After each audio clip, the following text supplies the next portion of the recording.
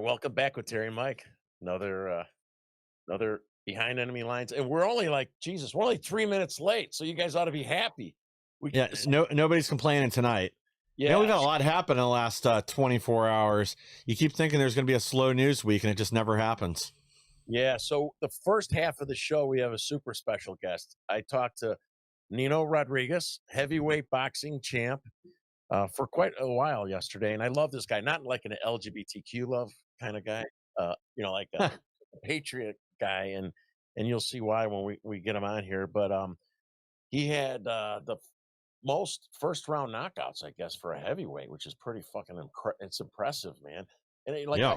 we're going to talk about Antifa on the back end of the show, and I'm just curious, Nino, if are there any like heavyweight boxers that are Antifa members that you know of? Oh man, I would. You know what? I wouldn't doubt it. I mean, I They could might probably be competing in the women's division. I wouldn't doubt it, man. But I'll be honest with you. No, I was in the era of when boxing was still boxing, man. When it was like we'd go to training camp and we wouldn't have cell phones. We wouldn't have girlfriends. Nothing. It was rigorous, like military. High level training. Like we didn't have social media and all that, man. I feel like such an old guy now. By the way, yes, I know it's my birthday. Yes, I was. Happy birthday! We were gonna say that.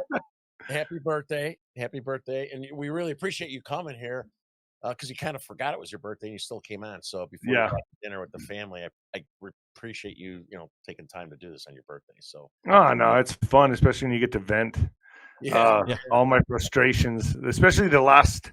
Geez, it's already been 8 days. 8 days since Charlie Kirk has passed, and it's like it's like the fastest, but yet the longest week.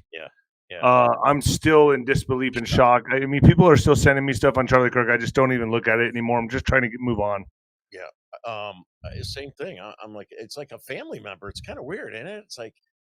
I haven't felt like this. I mean, I've had 4 friends die since I've gotten sober. All the friends that thought I was the crazy guy, the craziest one that was going to kick the bucket first, which I almost did, right? Yeah. They died, and now I felt terrible. I was crying, this and that, but this one for some reason, Charlie Kirk. I don't know. I guess because my friends were into heavy drinking and drugs and stuff like that. So but Charlie Kirk was just like it's like a servant of God just got killed, man, and it's just blows me away, dude. And the fact that we got to see such a horrific shot to the neck and experience that was just devastating, dude. Yeah. I think Go ahead, Mike. That's a big part of it. It was very unexpected. I think a lot of us, we've watched the Antifa and the left ratchet up the violence. Anybody that's in the public spotlight knows there's a chance one of these wackos could come up and take you out at any time. But him being so young, and again, like it's not like this was a hard right guy. He was really moderate, but they hated him because he went into these college campuses and he was very effective. We went into enemy territory. He debated with them. They couldn't win those debates, and they killed him for it. I said something on my ex account. I was like, look, this guy went into the viper den, the rabies infected dog den, week after week, month after month, trying to reason and give logic to these insane mentally ill people that have been indoctrinated in these indoctrination camps, universities, colleges. And it was like he was expecting not to get bit, trying to pet these rabies infected dogs. And every time I've ever gone into a fight, the referee pulls me aside, looks at me square in my eyes and says, protect yourself at all times. Keep your hands high. Keep your hands high when I say to stop punching, step back in case of a knockdown. He goes over the rules. This guy, you cannot be too careful going to these places. These people are insane. They hate you. They despise you. They hate the nuclear family. They hate Christian values. I'm not saying all of them, but it only takes one, man. It just takes one, and there's a lot more than one there. Yeah. That's been the other big shock is like just how widespread this hatred was. Like obviously, when anybody dies, there's going to be a few wackos on either side that celebrate it, but it's been the volume and that they won't back down. They're still passing around kill lists. There's I didn't expect this kind of behavior even out of our worst enemies, especially when you consider it's about 27% of Democrats are dancing on Charlie Kirk's grave and begging for more. It's disgusting. Well, look at him. I mean, George Floyd, right? Drug addict, criminal. I think he was a sexual predator. I don't remember what his rap sheet was, but it was big and it was long and it was bad. But I mean, they riot and take to the streets and go crazy over that guy. And then Charlie Kirk dies. They're celebrating his death, and the people that are that should be out rioting and protesting are holding candlelight vigils and memorials. They're praying. Well, it's even worse, man. Look at how they're responding right now to Jimmy Kimmel getting fired. They're acting like this is a constitutional crisis. You know, the Constitution doesn't apply in the same way to your employer as it does the federal government. They're not allowed to stop you from speaking, but your speech is costing them money and you're a network television company or Disney or burning their reputation. Of course they have a right to step in and pull your show. It's their network. They're the ones paying the FCC for that license. But they act like this is some kind of constitutional crisis. This is what gets them upset, not some innocent kid getting murdered in front of his family. They don't care about that. They were going nuts a few weeks ago over Sydney Sweeney's jeans ads, acting like that was, the end of the world. But then, innocent guy gets murdered, nothing. Yeah, you know what we need to do is go back, Mike, on a future shows, pull those old congressional hearings. Remember when we were all being censored on social media and stuff, right? Yeah. What the left say? Hey, it's a business. It's not they have to remember. Oh, it's the right to do that. It's a business. They could do whatever they want. I bet you we could find a whole hour of clips of all these saying, justifying, censoring us for something much less than they knocked us off the internet and they purged all of YouTube, everything. We were all gone. I mean, I'm the only one that I'm one of the only ones that hung on to YouTube because I had to act like a mime. Yeah. And you know what I mean? And play charades and shit with my audience. It was embarrassing. Their shit list still. I mean, dude, it's unbelievable. But I mean, just remember what they did to us in 2020 all the way to 2024. And now even still. So Nino, do, if you don't mind, a quick elevator pitch about your boxing, because I want to talk about the stuff we're talking about. But I want. Sorry, we got way off topic. No, we'll have you come back and talk more about boxing and stuff. But just do the elevator pitch about your boxing careers. If you could consolidate it so that we could jump back and. Oh yeah, I'll be quick. I can condense this in a nutshell. Basically, I was undefeated heavyweight prospect. Top 15 in the world in all the belts. Basically, I was 36-0. Undefeated, knocking everybody out. I had 24 first round knockouts. My record at the end was 37-2, 35 first round knockouts. But I juggled a lot of extremes. I was almost like Charlie Sheen. I was just doing drugs and alcohol and women and partying and going to the Playboy Mansion and chasing women. It was like my road work. So, I mean, I was really just juggling fire, just complete fire, and drinking the tiger's blood. No, but really, I was just juggling so many extremes, and I just started. That jeopardized boxing, and if you cheat on boxing, boxing's very jealous, and I came back to get me, and basically I was walking out of a club in Scottsdale, Arizona, and there was an altercation, and who knows who started it. I don't believe it was me. I don't know how it happened. I was so drunk, but anyway, they came behind me, slit my throat, almost died. I got 369 stitches, lost 2 pints of blood or more. They said, "Holy shit!" It's all this here. Oh yeah, yeah. And, cosmetic surgeon was on call that night. Not my cosmetic surgeon, but just happened to be on call. A great cosmetic surgeon, and he meticulously worked on my face. I was in surgery for hours and hours and hours, but I was in a coma, so I didn't know. Wow. That same year, I overdosed on drugs, and I passed away. They brought me back with the defibrillator. This all happened in 2011. Came back and won 2 more belts, and then finally lost in 2013 and 2014. That was my comeback after the knife fight. Sorry, the comeback I lost. I lost that one, and I just was never the same. I was already tired of boxing, disgusted with it. I felt like they were my slave drivers. I was no longer enjoying the sport. It's a very brutal and hard sport, and when you start getting older and losing a step, it's good night. And that's what I felt. I finally felt it finally happened to me what I was doing to everybody else. I was putting everybody else to sleep. Finally happened to me. Lost against Darnell Wilson on NBC Wide World of Sports. Lost again right out of the gate after that. And then I came back and won my last fight. But in my last fight, I threw out my back. And that was it. God wanted me out of the sport, I guess. And I had to go get emergency surgery on my back, L4, L5, S1 surgery. Damn. And then I went through about 10 years of massive depression. At 42 years old, I got sober. My life changed. Once I got sober, my life changed, and I turned it around. And now I'm very, very happy and at peace with my life, and I'm living a much better life. And I'm a born again Christian. I was baptized, and 6 years sober. Coming up on 6 years sober. Oh, I hope congratulations. Right. Yeah. Now you're a different kind of warrior, right?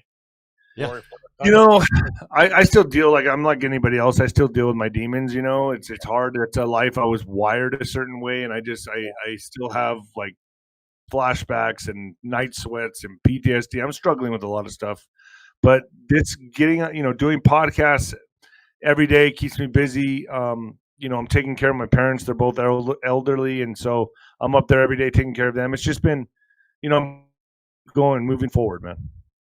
Yeah, for me, this podcast is kind of I feel like we're in a war and we're losing. I said that to you, right? And it's like contributing towards trying to redeem myself for the things I've done back in the 80s and 90s, and I'm like using it for something good. I really feel that, and it's trying to expose all the craziness to the people to try to get men to stand up and defend our country and our kids' futures. Because to me, it's like a job for people like us on our podcast to tell these guys, you got to get off your fucking asses, man. You got to help us. No matter what, you don't have to go out and fight and get in front of Antifa. You could have a podcast, run for school board, support people, but you just can't sit on the sidelines. Men are lazy. Men are sedentary Yep. here in America. They've lost all their balls, man. The testosterone levels have dropped.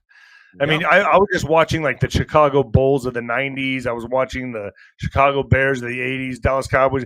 These guys were just a different breed, man. Like full of testosterone. They were men, dude. Now, I don't know what this is. It's like hybrid, feminine. Even the guys at the gym I see now, dude, like they may have muscles, but they're so they walk with like, they don't walk with a purpose. They walk with like a feminine energy, And I'm like, dude, like this is crazy. It's just not the same. We're not cut from the same cloth. We're a dying breed.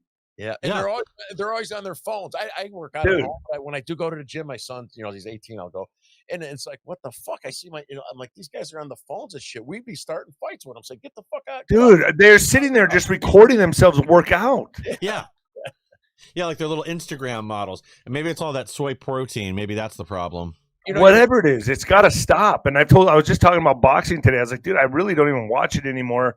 It's turned into the world boxing entertainment world, and it's just like, I mean, like I said, I'd go to training camp. There was no social media. There was no cell phones. Now these guys are like just getting destroyed by social media before their careers even take off. I mean, they're documenting everything in the gym. It's so prima donna and disgusting. It's like, it's not what it used to be. It doesn't have the aura, the mystique. Nothing about boxing is the way it used to be. Nothing. Yeah, exactly. And this generation is just the men. It's like, let's make masculinity great again, because I don't know how we do that, to be honest. And now with the AI coming in, I don't know what we're going to do, but it's going down the drain, man. Our species is in serious trouble, man. It is. The country is. Even though we got Trump in there, it's just a Band-Aid. It's just a Band-Aid. That's just, did we storm Normandy? Now we have a whole uphill fight to go. And I'll tell you what, people are getting taken out left and right. Boone Cutler today, Charlie Kirk a week ago. It's like, dude, they don't care. They don't play by the rules. They're taking us out with long fucking range rifles, dude. I mean, this is insane. And so they're not playing by the rules. We have to play by the rules, right? Because we have a thing called ethics and morals.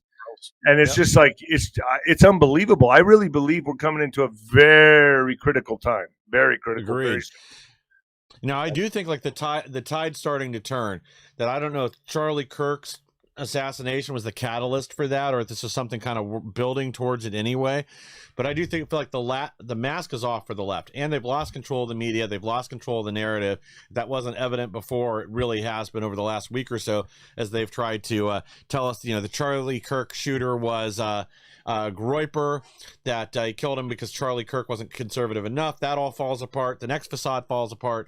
They're losing their edge because more and more people have woken up to the reality. They are evil. This isn't this really is a battle of good and evil. But you're right, like there's a lot of other, this isn't just one fight. It's a lot of little battles along the way, and the masculinity is one of those. So I know exactly what you mean. You walk around these guys that are younger now, that are 20 years old or whatever. They're feminized, and not just the ones It's not just the little soy boys you see at the coffee shop. It's people at the gym. It's people at other places where masculinity used to mean something.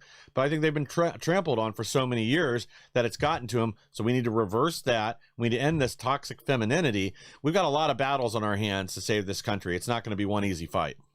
Yeah, I got Go ahead. I got the pencil necks that are, what the Antifa guys. They're probably watching us right now, and they're saying, they see me confront. Oh, you're just an old man with their little fake names, their fake bullshit. Yes, I am an old man. I'm not just an old man. I am an old man. And if you show your face on me, I'll beat the shit out of like 2 or 3 of you guys at my age. They're all like 165 pounds, and their women are 2 or 3 times as big as them. And the guys all the same, like pencils with little black block on and stuff. And then they're on their keyboards with fake names and everything. And I can't. But this took decades to do, generations to do. This was a globalist agenda. This was a tactic. Yep. This was how they were going to take down America. And what they did was take the father out of the household, destroy the nucleus family, start programming these kids in school. The government basically raised the kids by bringing in this ideology, these LGBT groups, and all this stuff. This happened decades ago, man. But the first thing they did was take the father out of the household. And what they did through the decades and through the generations was create an army of misfits that now have no direction, and they're looking for any direction, so that they gravitate to these NGOs, and they brainwash these kids. They MK Ultra them, and they think that they're fighting against a system, but really they're just fighting against themselves, and they're fighting against authority, and they're just lost, man. They really are just lost. And if they want help, that's one thing. I say, you offer help to whoever you can, but they're resorting to violence now. All Charlie Kirk did was hold up a mirror and have them have to take a close look into the reflection and see the ugliness inside themselves. And since they didn't want to fix those demons or help themselves, they shot the guy. They killed the guy holding up the mirror. Yep. Yeah. I wanted to show this to you. We talked about the book. It was in my kid's school. No way, dude. So it's a girl wearing a strap on, and it's a boy with an earring.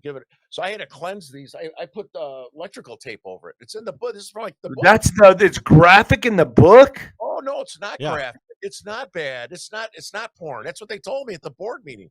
That's crazy, dude. The Proud Boys come and hold this for me. His dad's not his Proud Boys, because all the fathers, the men, they were scared to hold these posters. I'm like, they're in your kid's school, your daughter's school. Come and wow, man. They were scared. That's crazy. And so what is a kid? So think about this. Who are they targeting? What about the kids that don't have a dad? They don't have a strong dad at home. They look at this stuff and they don't know the difference. They have no point of reference. Yeah. And you know what? It's like becoming in vogue to be bi and all that shit, right? Yeah. It's like everyone's pansexual.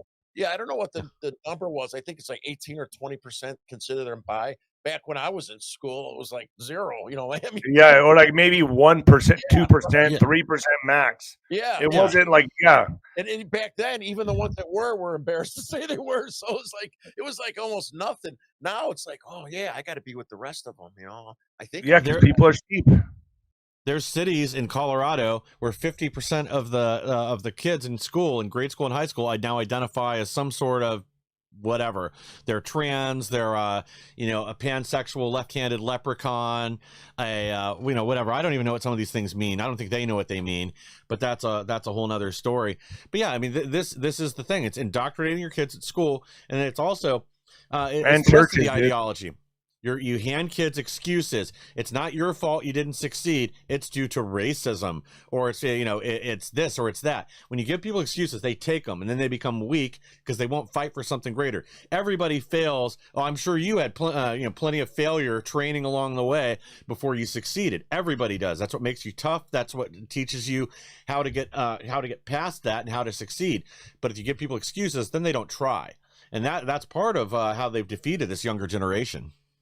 Yeah, I think with this, believe it or not, I think with Charlie Kirk's death, it shined a light on the real problem here.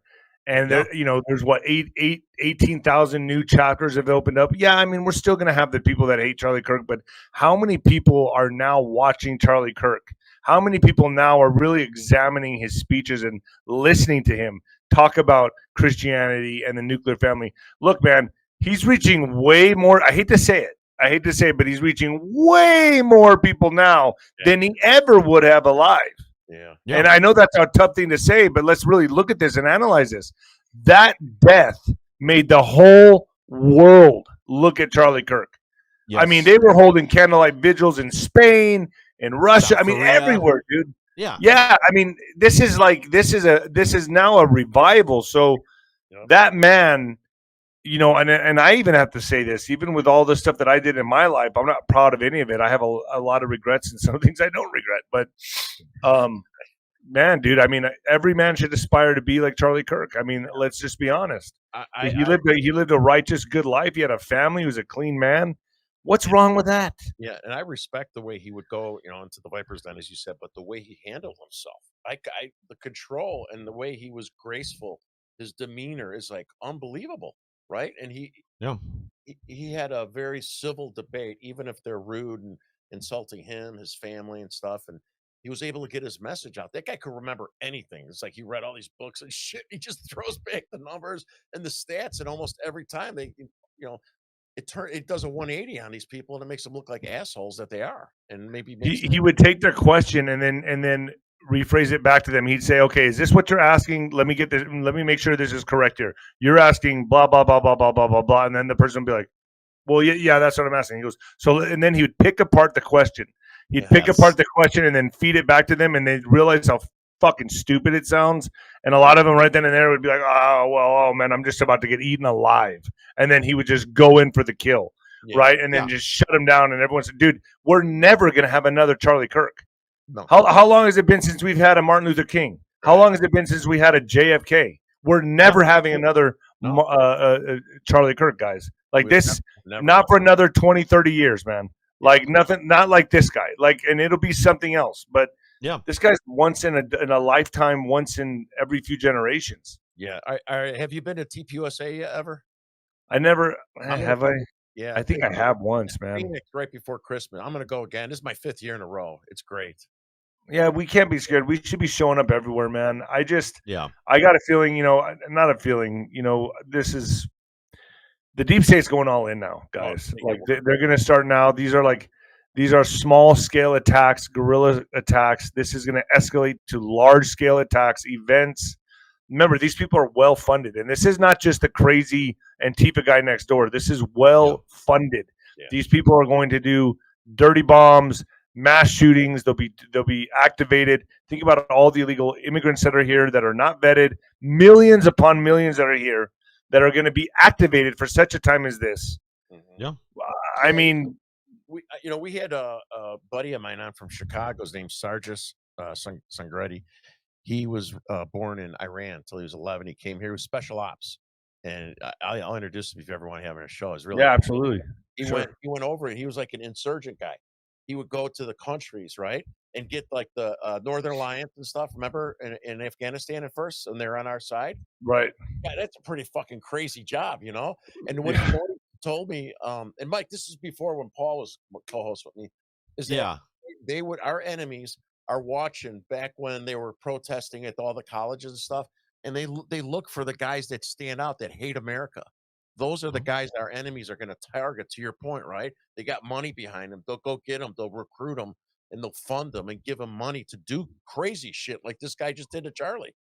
I think he was part of it, guys, but I think there was more shooters. I think he was just, there was out-of-state license plates showing up to his townhouse before, that made his neighbors very uneasy and nervous, and they even talked about it. And then they pulled that from the internet, by the way. I haven't seen it since, but drones flying by, planes flying over, that guy Zen, a decoy. Yeah. I mean, there's so many things. This was so well thought out and organized.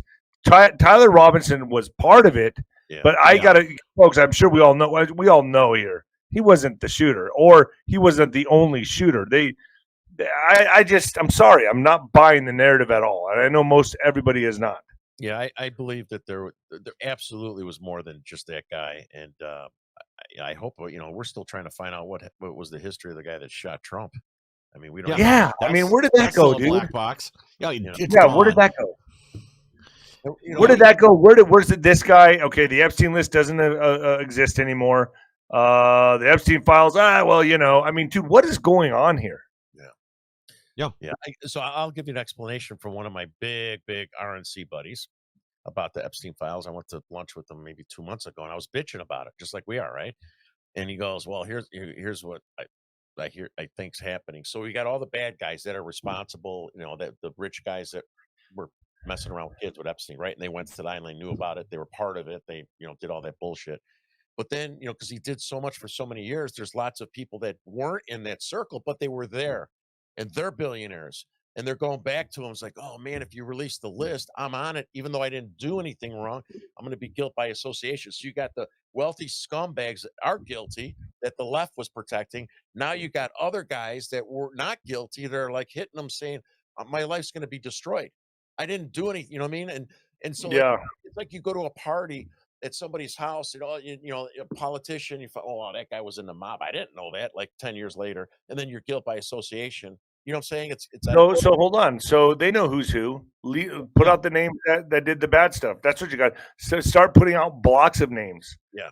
That's what you should do. The ones that are really guilty that you got footage on, video on, put those out, man. Yeah. I don't even want the name. I don't even care about the names getting released. I want prosecutions. If they've got video evidence, like PM Bondi said originally that they were reviewing tens of thousands of hours of video. What happened to that?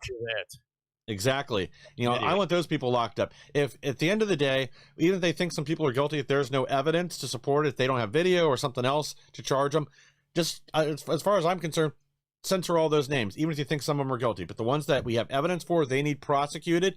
At the end of the day, what we really need is this network taken down, because that's the larger problem, because it isn't just Epstein Island. There's the Franklin scandal. There's whatever it's called up in Michigan. Like, this isn't the only operation that went on like this. And if you think about it, it's like, she said, it's a national security threat. Well, what's a bigger national security threat? Having these predators around our children? I mean, come on. That's a bigger national threat to me. Yeah, well, or the possibility that the CIA and other foreign intel agencies were involved in it. Same thing. Right. If that's what happened, we need to know the truth. That's 100%. Yeah, the national security threat is having some of these guys on camera, and they're being held accountable by our enemies. They're being bribed. That's the national. Yeah. I think Trump is using this for leverage behind the scenes, to be quite honest with you. There's some big stuff happening behind the scenes. I do believe Trump has a really tight firewall behind him. To be able to defy the odds and beat the odds the way this man has, and be in the place that he's at right now, he's got something. He's got a very powerful machine behind him. Believe me when I tell you this. Yeah. Yep. Go ahead. Yeah. So he learned from his first time, right, in office, big time. He learned. I think the first time people say, "Oh, he's arrogant, he'll do this and that," he let some of these rhinos in place because he tried to do the right thing, right? Not knowing how bad it was. And when you come in, it's like if you come and take over a company, right, and you spend a big, massive company, you want to have a few people that were part of, that you keep, that you think are good. And he tried to do the right thing, right, regardless of what they said about him. And then I think we're so lucky that he lost the second election, because if he didn't, we would not be doing all these where things we are right now. Yeah. It red pilled the masses. Yeah. Trump to me is an operation, and he is a sting operation. And I guarantee you, I've been over the target a lot here. I'm not patting myself on the back. I'm just saying, man. And I can recognize strategy. I recognize patterns. We're going to see people go to jail, man, and they know this. But before that happens, we're going to see events pick up, like Charlie Kirk, like mass shootings, like maybe a dirty bomb going off in a city. These things are going to pick up in speed and frequency to distract from what's going to be happening, which is arrests. And I'm telling you, that's why he's putting out the National Guard in the 19 states. He's getting ready. He's putting his chess pieces in place for something big that is coming. I'm telling you. Yeah, you made me think when you just said that, you made me think of something. Then that's probably one of the biggest reasons he's designating Antifa as a terrorist organization. Yes, because he's getting ahead of the ball. They work on behalf of the left. Just like in 2020 and stuff, they would go out and people would try to, that's why I got involved. I'm watching all these older people, grandparents, kids, they go and attack them. And I'm like, what the fuck, man? And they would Look what Trump does. He uses their moves against them. Every time they make a move, it's a power move for him. It's amazing what he's doing here. He's playing chess. They're literally playing checkers, dude, because they've gotten away with it for so long. So they only know how to move forward. He's bobbing, weaving, moving side to side, leverage. I mean, this guy's doing all kinds of stuff. He's boxing like Mayweather and beating the shit out of these guys. I'm telling you, we're winning. That's why they're doing these desperate panic moves. Yeah. So I want to be sensitive to your family and your birthday. Because I love to have you, we'll have you back on, right? Well, yeah, we got to get you back on. It's been a good conversation. Yeah. Thank you, guys. I appreciate it, man. Have a good birthday. Chinese food, right? Yeah. Oh, thanks, guys. Thanks for being here, man. I appreciate it. And keep fighting the good fight. You got it, guys. Bye. You too, man. Do you have that little clip with his boxing, that I put out, or no? Yeah, I've got that. Give me just a second to get the little thing. Yeah. What was that? It was it was like a little clip of his highlights, and we didn't even we talked about some of the 5th generation warfare stuff, but we didn't really get into it because we just started talking. We'll do it next time. Yeah, well, we can still throw that up too. Whoops, sorry, my dog just walked in here. Well, I've got the Boone Cutler video too, and I've got the other one that you sent me to start 2 minutes in. Is that the one you want? I have the other one that. I would skip the 5th generation because we're not going. We didn't really do a deep dive on that, right? Yeah. If you have the one, do you have the one that shows some of his highlights, his boxing, or no? I'm not sure because I didn't get a chance to watch these videos. Yeah, don't worry about it. It was already put up on our X. Oh yeah, then I do have that. I can pull that up. Yeah, it was show something pretty cool watching him box. Oh yeah, is that the? Hang on. I got so many videos I downloaded today. That's the one you sent at 7 p.m. Yep, there we go. So that's the one you posted to X already, right? I posted it earlier on X, yeah. Okay. Yep, I've got it. Give me a second to just bring it full screen. I tagged your X America. Then we'll jump into some of the local scumbags and Antifa. I mean, this is great that these guys are going to be designated terrorists. Yeah. Well, here we go. Here's this video. I'll roll it right now.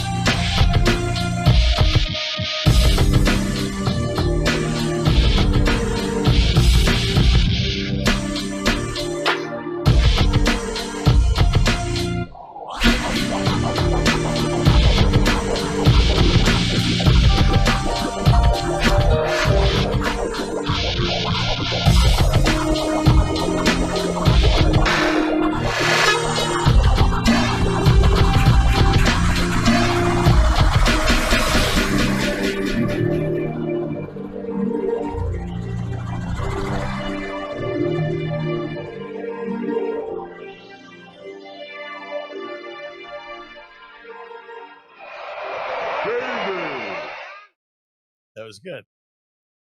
Oh, yeah. That was good. All right.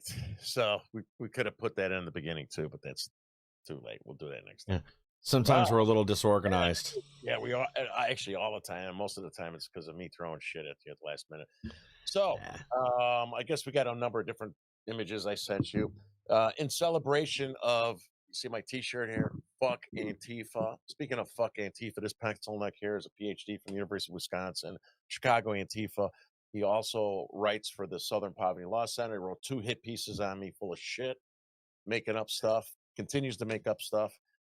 Said I tried to overthrow our government. Had all his Antifa pencil necks, tagged the FBI and Twitter. 2 weeks after his Southern Poverty Law Center story on me, I was on the FBI terrorist watch list. Um, Of course. and because a couple years ago, right before I met you, Mike, I went to DC with the Center for Self-Governance. Did I ever tell you that or no? Yeah, I think so. It's been a while, but yeah. Well, Matt Gates, Josh Hawley, Michael Lee, had half an hour with him. Yeah, So yeah. back then, under the Biden administration, they're looking at the Southern Poverty Law Center, which this creep works for, right? And they're a nonprofit. And what I learned in DC, I was with a bunch of other people that were talking about these guys, is that they have an arm that does consulting for the Southern Poverty Law Center. And what did they consult on under the Biden administration? Terror organizations, white Oh my God. supremacists. They would be paid not just by the federal government, DOD, to consult and put little flyers up in their lunchrooms at the state, federal, local level. They would go in behalf of the leftists and talk about people on our side, not talk about Antifa, not talk about BLM. Right, Yeah. and everybody saw that the like, Jerry Nader or whatever, remember him, that fat Nadler. Nadler? When he's, "Oh, there's no such thing as Antifa," and then they say, "Well, they're not really an organization, they're loosely coupled." Well, what is Kind the of like Proud Al-Qaeda. yeah, what is the Proud Boys, though? I mean, they tried to label them as terror, they claimed they were terrorists, they always said they're a terrorist organization. They're a bunch of chapters, right? They're a bunch of Yeah. independent chapters. So, but they're justifying on the Antifa side, which is really funded, unlike the Proud Boys, is funded by nothing. A lot of Yeah. drinkers and shit, right? Antifa's funded by the Soros, the leftists, the organizations outside the country. They're Yeah. fully funded. The signs, you see their signs and stuff, they're always paid for. They are the quarterbacks of the riots and protests in every city. They are behind the scenes quarterbacking. And then they're the ones that Exactly. vandalism, the violence, and they pepper them in with the other idiots that follow them. Go ahead, Mike. Exactly. Yeah, and it's not like they have a hierarchy with a structure. They don't have a web page, out there with who's doing what in leadership roles. It's all in smoke-filled back rooms, but there's certainly somebody sending the signal out, funding the organizations, and organizing these riots and protests that they attend. So yeah, they may officially be a loose network of unaffiliated terror cells around the country, but there is a superstructure to it. We just don't know who it is. But I think the other part of this is like everything else right now. It's got to be bottom up and top down. So going after the Black Bloc Antifa members that are attacking ICE in Oregon and Chicago and everywhere else. That's good. Now that they're on the terror watch list, they can face charges for terrorism. But it's also going to be the other thing Trump talked about, and that's the funding, going after the Reid Hoffmans, the George Soros, Bill Gates, Neville Singham, and all these other leftist billionaires that are literally financing the destruction of our country. Yeah, who's paying for the pallets of bricks and putting that stuff in the different cities during the rioting? I'll tell you right now, man. So assuming he does get this in place, right, and the feds start knocking these scumbags down, these Antifa guys, you got a couple guys, big mouths and stuff. For the most case, even their leaders, like the Hammond brothers, they're pussies, right? Yeah. And they get egos because they got a bunch of lost 20-year-olds that are just incompetent, you loser, idiots, smoking weed all the time. When they Yep. start getting arrested by the feds, right, and they pull them in, these guys are going to start crying like little bitches, man. They're going to tell like crazy. These pink, purple-haired, nose ring pussies are going to roll over on whatever they know, right? Yeah, especially since they're not going to have their bail fund money this time. They're not going to have this billions and billions of dollars that went to their little NGOs through USAID and the State Department and everywhere else. Those funds are gone. They've dried up. So if they go to jail now, they're not going to be getting a paid lawyer, their bail paid by Kamala Harris or anything else. They're going to do time, and they're like you said, they're going to break immediately. Yeah, the people that would fund that stuff in the past are going to be scared now, because one part of labeling these a terrorist organization, and probably the biggest part, is to follow the money, Mike, to your point, right? Yep. And so those people that in the past got away with it, right, are going to be scared to say, "Oh shit, I'm going to leave a money trail here, and I don't want to Yeah. help out." I just Well, wonder, and go ahead. Go ahead. I just No, you go wonder, ahead.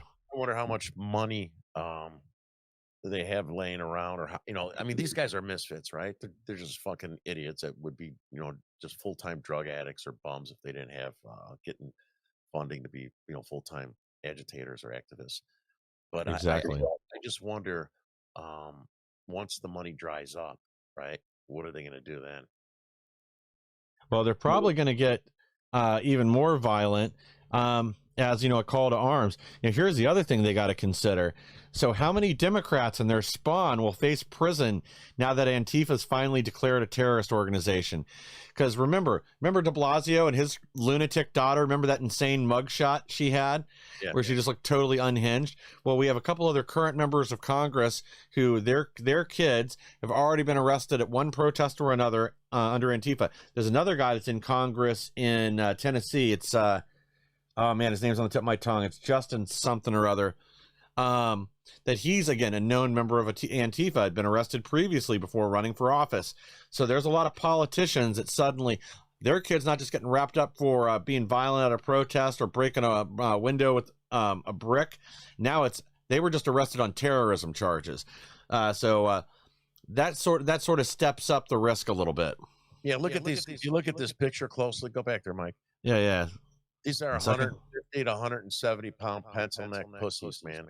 Oh, look at behind me. If you look closely, that's all that's right there, right? And they dress in black and they dance around like little sissies. They bring bear spray and shit. But you get like 3 men could take on that many guys. 3 tough guys could take on those fucking weasels like that. 3 real tough guys can easily beat the fuck out of those guys, without a doubt. Well, that's the problem too. Like what you deal with up there in Chicago. The police protect these guys. You literally got assaulted by this land whale. You've got it on video, and they won't do anything. They won't press charges. And all that changes now. Now, if they're designated terrorists, good luck. If the local police department will press charges, you can go to the feds. Yeah, you want to throw that pig up there? Yeah. Your jiggly poof. Yeah. So this woman here, I think you guys saw the video before. She's with the, she was with the organizers. So, like people loosely throw out Antifa all the time, right? I do sometimes too much. I'm pretty sure she was with the organizers of the Kristi Noem protest. And I said on the show, I bet you this pig lives in Chicago. I was right, because her IP addresses and her pinging popped up all over Chicago. And then my friend, we do the same thing that they do with facial recognition. I'm not going to say my good buddy's name, but you know who you are. Thank you very much. So let's show her this bathing beauty. Yeah, you got the other picture of her standing there with fuck ice. Yeah, I think so. Give me a second. I'll get that pulled up. They were together in the same Slack image. Yeah, I downloaded everything. I just only have so many of them queued up at a time. All right, sorry, brother. Oh no, not your fault. Here we go. Here's her F ice. Yeah, her name's Natalie Louise. This is just one of she's gorgeous. I can imagine that chick in a thong. Oh, remember what I told you is that the women, the leftist radical Antifa women are 2 to 3 times size of the men. What'd I tell you? Yeah. Yeah, they've probably eaten a few of the other male protesters previously, got mad at them, and then this happens. But yeah, she's the reason there's cracks in the sidewalk. She does have a sexy smile, though. Does she? She's got all her teeth, or she's got some summer teeth. Some are there, some aren't. So the picture that I had with her was at Lombard. This is in Downers Grove. This is that guy, that Che guy with the, remember I told you in the yellow jacket, the guy I confronted last time? You thought he was Che Rodriguez? Oh, look at that, man. That's hate. Yeah.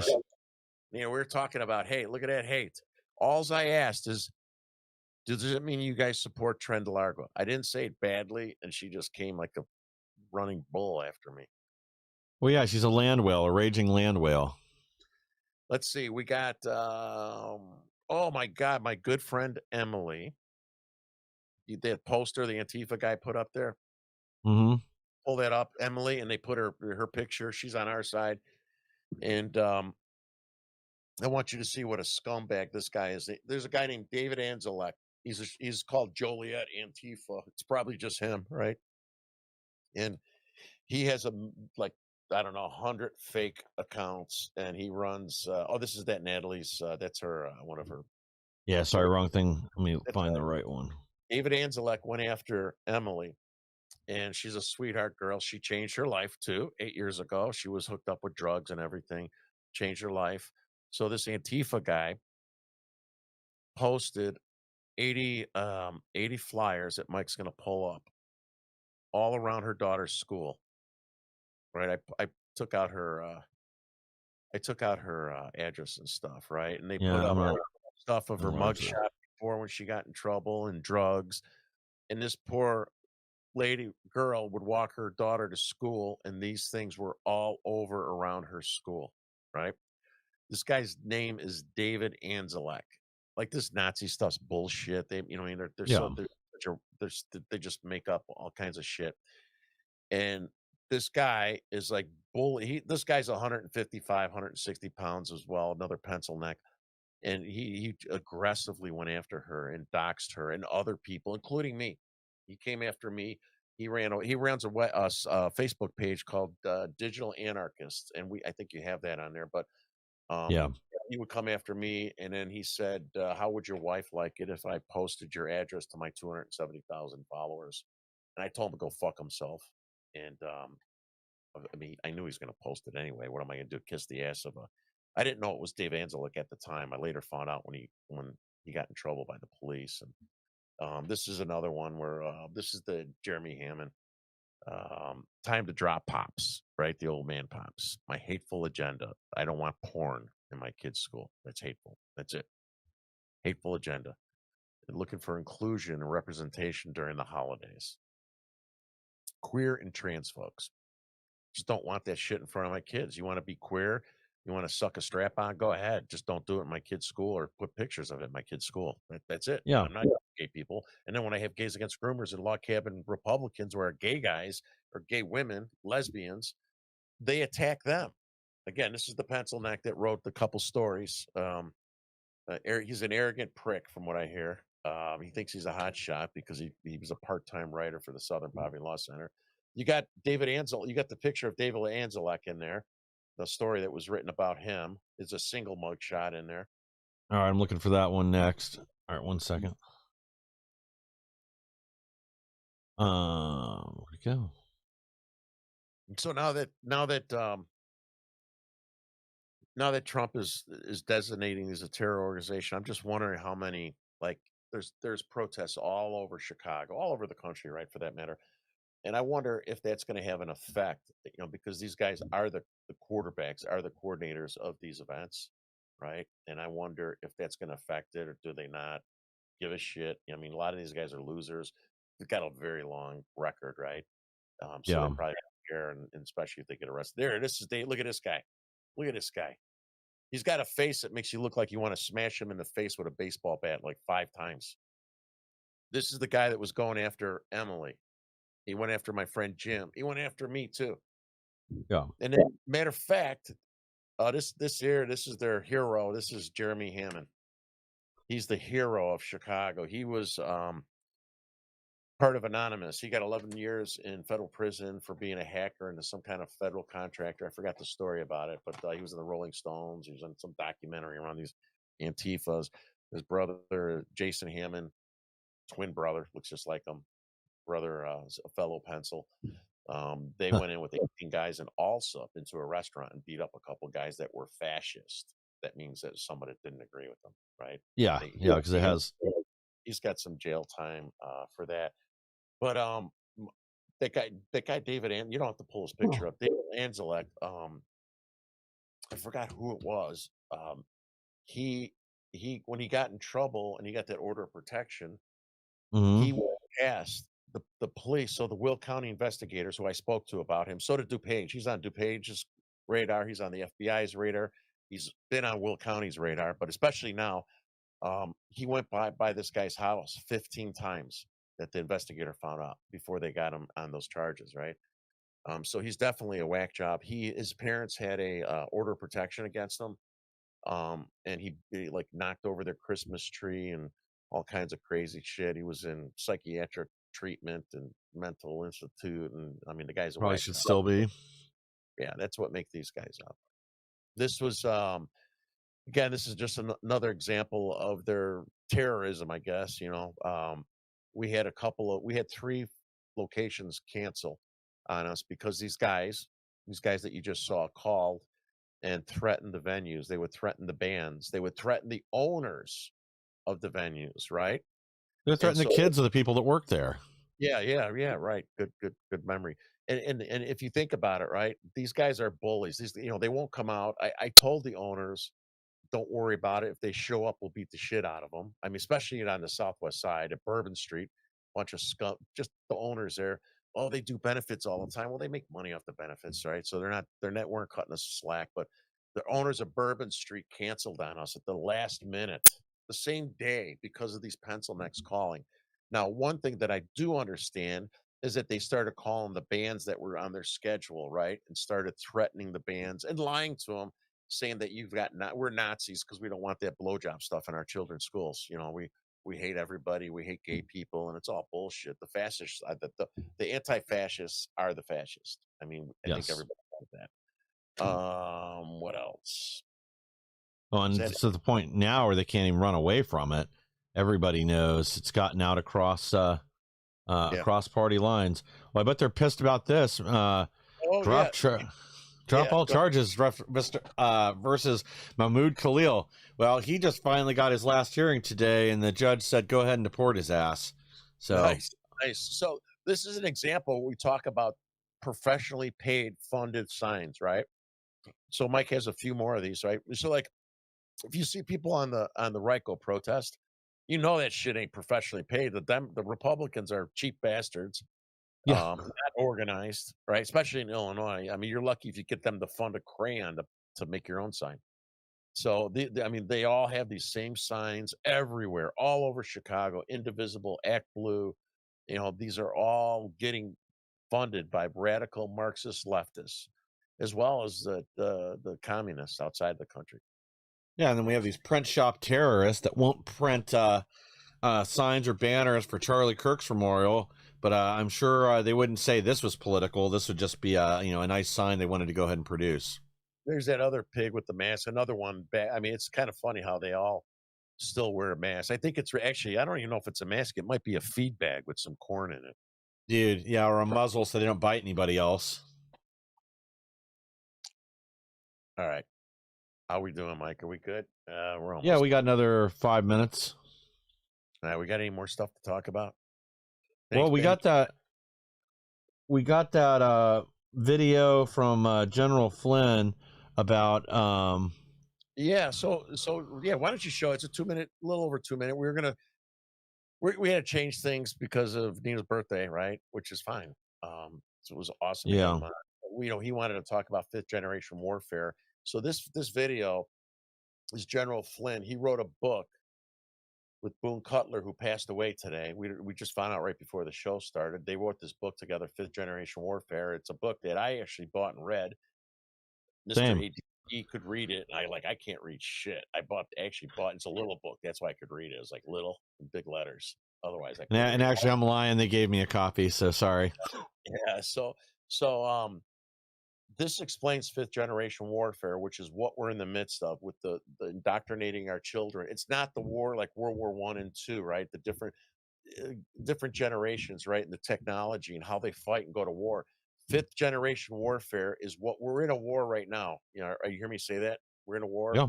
No, we're in a war. This is it. This is the 5th generation warfare. So General Flynn is going to explain that part of his book. It's only 2 minutes, but listen to this. It's very important that people listen and understand what is 5th generation warfare. So, Mike, you got that puppy ready?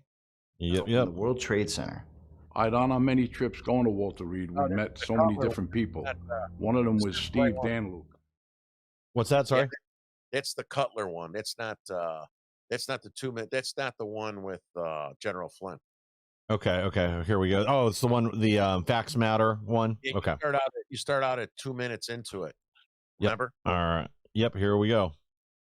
Let me make sure it's on the right spot. There we go. What you're talking about, you're referring to, and in 5th generation warfare, I part of what I call it a war of narratives, where there's distraction, there's deception, there's truth, There's some physical aspects of it. There's certainly adversarial elements. There's adversarial elements within it that are not normal, what you would describe as military type capabilities, right? Media would be part of that. Propaganda. So smart leaders, smart generals over the history of time, have always used distraction, deception, untruths, and mixed with some truth. That would be a little bit of what we would refer to in the world of deception, particularly deception operations in a military campaign. So you have to have all of these different components, before you even start talking about the physical things that you might do or might not do. But you have to have a different set of adversaries. So right now, I believe in our country, and that's why it's interesting that this commercial came up, essentially, this recruiting commercial came up. They are trying to recruit in this new world. And psychological operations have been around a long time. They've always been trying to recruit, and they get really talented people. They get very talented people, very creative, very, very sort of deep thinkers, some people that would you'd not necessarily say, oh yeah, this is a perfect soldier for the Army, right? Mm-hmm. Yeah, they're a little bit, the really, really talented ones are the ones that you want to have that kind of creativity. So that's the type of people that you're trying to get from a military perspective. But in the strategic sense of what is happening to us right now in the United States, and it ties directly into this global reset that is occurring, that is led by the World Economic Forum. It has components in the World Health Organization, in the United Nations, in the World Bank, in the International Monetary Fund, etc. That there are these distractions and these methods that they are using, and in many cases, and in fact in most cases, they're being much, much more public about what it is that they are trying to achieve. I mean, to the point of actually, if you go and you look at the latest Davos summit that the World Economic Forum had, look at some of the interviews and some of the videos, some of the panels that they had. I mean, they just blatantly say the kinds of things that they're planning on doing. So, in summarization of that, right? It's not a war of tanks, right? Yes. And massive cannons and airplanes. I mean, it can be, it may be as well, but it's the deception. It's what's going on with our children. It's the social media. It's the lying. It's the distractions. It's the protests, right? Trump is a Nazi. Oh, ICE. We're going back to the days of Hitler and stuff. That's all the bullshit that's going on, and that's exactly what he just described in that summary. It's propaganda and indoctrination. It's the battle for hearts and minds, as they like to say early in when we weren't going back into Afghanistan and then Iraq. It's easier to change a mind and less painful than pulling a trigger, but ultimately a lot more dangerous. Yeah. So we have Dr. Eric Wallace on Tuesday. He's from Chicago, southwest side where I used to live. And he's a PhD. He's an author. He's running for Cook County chairman. He's an African-American Republican. So it's going to be interesting. He's a very polished, buttoned up. I can't swear, so make sure you totally keep me in line. I'm on it. Right? He's like a professor. He is. He really is. And he hosts these events with the African-American community, big-time speakers and stuff once a year. So it'll be interesting to have him on and hear what he has to say. And, who knows, maybe with the Chicago flips red, he'll have a chance to maybe make some progress when he runs. Hopefully so. And, right now is the time to do it. We really are finally winning the battle right now on the popular front. I think the left's propaganda arm is totally broken right now. They've got nothing left. Yeah. So time to sign out. And since I just want to thank Trump and fuck Antifa. I mean, this is great. This is great. Yeah. Oh yeah, and they're already shitting bricks over it. I was going through Reddit forum and Blue Sky already. Now they're now saying, this is what a Nazi dictatorship looks like, and Trump's going to start rounding us all up and taking our hormones away. Well, you know what? They've got what's coming to them. Yeah. So everyone have a good evening. Thank you for watching. Yeah, thanks again, guys. Please like, share, and subscribe. Helps us to grow so we can bring more people the news the mainstream media doesn't want you to hear. And we'll be back on Tuesday with even